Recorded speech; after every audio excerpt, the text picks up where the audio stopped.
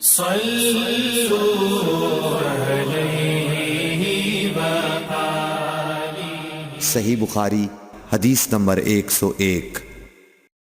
عورتوں نے رسول اللہ صلی اللہ علیہ وسلم سے کہا کہ آپ سے فائدہ اٹھانے میں مرد ہم سے آگے بڑھ گئے ہیں، اس لیے آپ اپنی طرف سے ہمارے وعظ کے لیے بھی کوئی دن خاص فرما دیں۔ تو آپ صلی اللہ علیہ وسلم نے ان سے ایک دن کا وعدہ فرما لیا۔ اس دن عورتوں سے آپ نے ملاقات کی اور انہیں وعظ فرمایا اور مناسب احکام سنائے۔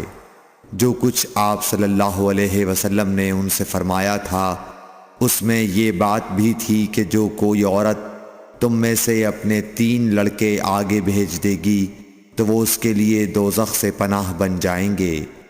اس پر ایک عورت نے کہا اگر 2 بچے بھیج دے؟ آپ نے فرمایا ہاں، اور 2 کا بھی یہ حکم ہے۔ صحیح بخاری حدیث نمبر 103۔ نبی کریم صلی اللہ علیہ وسلم نے فرمایا کہ جس سے حساب لیا گیا اسے عذاب کیا جائے گا۔ حضرت عائشہ رضی اللہ تعالی عنہا فرماتی ہیں کہ یہ سن کر میں نے کہا کہ کیا اللہ نے یہ نہیں فرمایا کہ عنقریب اس سے آسان حساب لیا جائے گا؟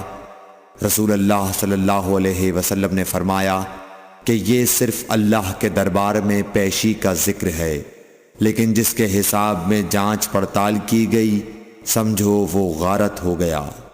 صحیح بخاری حدیث نمبر 104۔ رسول اللہ صلی اللہ علیہ وسلم نے اللہ کی حمد و ثنا بیان کی، پھر فرمایا کہ مکے کو اللہ نے حرام کیا ہے، آدمیوں نے حرام نہیں کیا۔ تو سن لو کہ کسی شخص کے لیے جو اللہ پر اور یوم آخرت پر ایمان رکھتا ہو جائز نہیں ہے کہ مکے میں خون ریزی کرے یا اس کا کوئی پیڑ کاٹے۔ پھر اگر کوئی اللہ کے رسول کے لڑنے کی وجہ سے اس کا جواز نکالے تو اس سے کہہ دو اللہ نے اپنے رسول کے لیے اجازت دی تھی، تمہارے لیے نہیں دی، اور مجھے بھی دن کے کچھ لمحوں کے لیے اجازت ملی تھی، آج اس کی حرمت لوٹ آئی جیسی کل تھی، اور حاضر غائب کو یہ بات پہنچا دے۔ صحیح بخاری حدیث نمبر 105۔ ایک مرتبہ ابو بکر رضی اللہ عنہ نے رسول اللہ صلی اللہ علیہ وسلم کا ذکر کیا کہ آپ صلی اللہ علیہ وسلم نے فرمایا تمہارے خون اور تمہارے مال، محمد کہتے ہیں کہ میرے خیال میں آپ نے اعراضکم کا لفظ بھی فرمایا، یعنی اور تمہاری آبروئیں تم پر حرام ہیں، جس طرح تمہارے آج کے دن کی حرمت تمہارے اس مہینے میں۔ سن لو یہ خبر حاضر غائب کو پہنچا دے۔ اور محمد راوی حدیث کہتے تھے کہ رسول اللہ صلی اللہ علیہ وسلم نے سچ فرمایا۔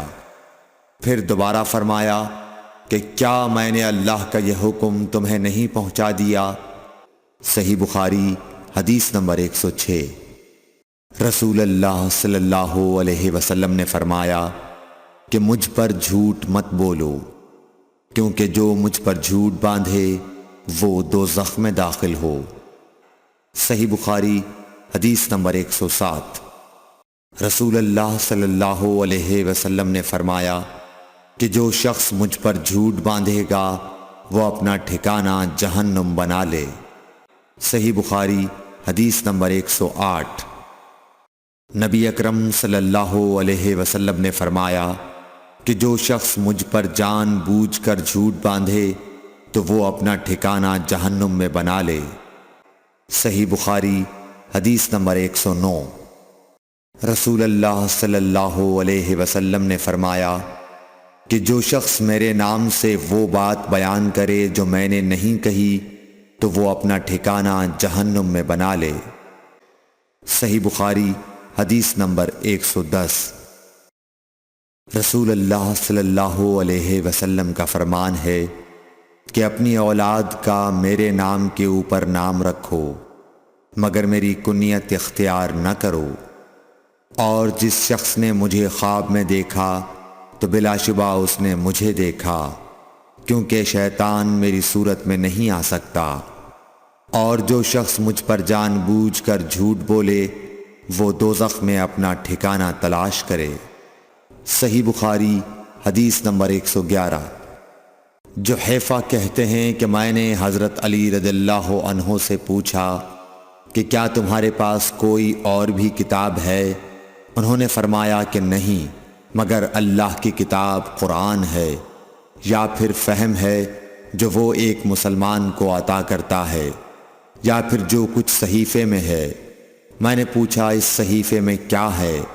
انہوں نے فرمایا دیت اور قیدیوں کی رہائی کا بیان ہے، اور یہ حکم کہ مسلمان کافر کے بدلے قتل نہ کیا جائے۔ صحیح بخاری حدیث نمبر 112۔ قبیلہ خزاعہ کے کسی شخص نے بنو لیس کے کسی آدمی کو اپنے مقتول کے بدلے میں مار دیا تھا۔ یہ فتح مکہ والے سال کی بات ہے۔ رسول اللہ صلی اللہ علیہ وسلم کو یہ خبر دی گئی۔ آپ نے اپنی اونٹنی پر سوار ہو کر خطبہ پڑھا اور فرمایا کہ اللہ نے مکے سے قتل یا ہاتھی کو روک لیا۔ امام بخاری رحمۃ اللہ علیہ فرماتے ہیں اس لفظ کو شک کے ساتھ سمجھو۔ ایسا ہی ابو نعیم وغیرہ نے القتل اور الفیل کہا ہے۔ ان کے علاوہ دوسرے لوگ الفیل کہتے ہیں۔ پھر رسول اللہ صلی اللہ علیہ وسلم نے فرمایا کہ اللہ نے ان پر اپنے رسول اور مسلمانوں کو غالب کر دیا، اور سمجھ لو کہ وہ مکہ کسی کے لیے حلال نہیں ہوا، نہ مجھ سے پہلے اور نہ آئندہ کبھی ہوگا، اور میرے لیے بھی صرف دن کے تھوڑے سے حصے کے لیے حلال کر دیا گیا تھا۔ سن لو کہ وہ اس وقت حرام ہے، نہ اس کا کوئی کانٹا توڑا جائے نہ اس کے درخت کاٹے جائیں، اور اس کی گری پڑی چیزیں بھی وہی اٹھائے جس کا منشا یہ ہو کہ وہ اس شے کا تعارف کرا دے گا۔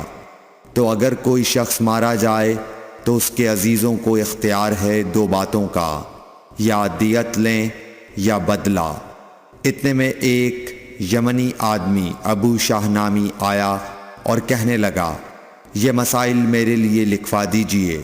تب آپ نے فرمایا کہ ابو فلاں کے لیے یہ مسائل لکھ دو۔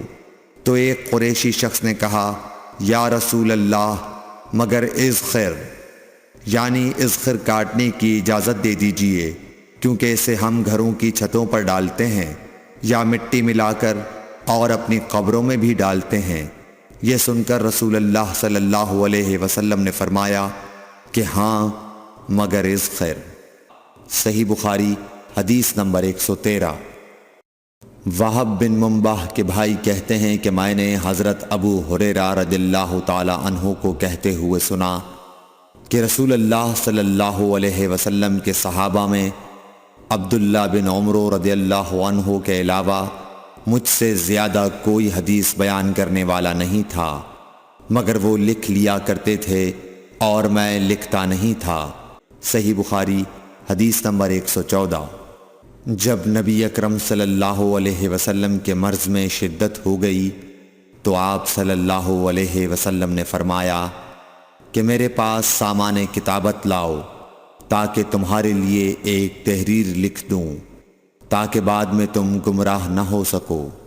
اس پر حضرت عمر رضی اللہ عنہ نے لوگوں سے کہا کہ اس وقت آپ صلی اللہ علیہ وسلم پر تکلیف کا غلبہ ہے اور ہمارے پاس اللہ کی کتاب قرآن موجود ہے جو ہمیں ہدایت کے لیے کافی ہے۔ اس پر لوگوں کی رائے مختلف ہو گئی اور شور و غل زیادہ ہونے لگا۔ آپ صلی اللہ علیہ وسلم نے فرمایا میرے پاس سے اٹھ کھڑے ہو، میرے پاس جھگڑنا ٹھیک نہیں۔ اس پر ابن عباس رضی اللہ عنہ یہ کہتے ہوئے نکل گئے کہ بے شک مصیبت بڑی سخت مصیبت ہے، وہ چیز جو ہمارے اور رسول کے اور آپ کی تحریر کے درمیان حائل ہو گئی۔ صحیح بخاری حدیث نمبر 115۔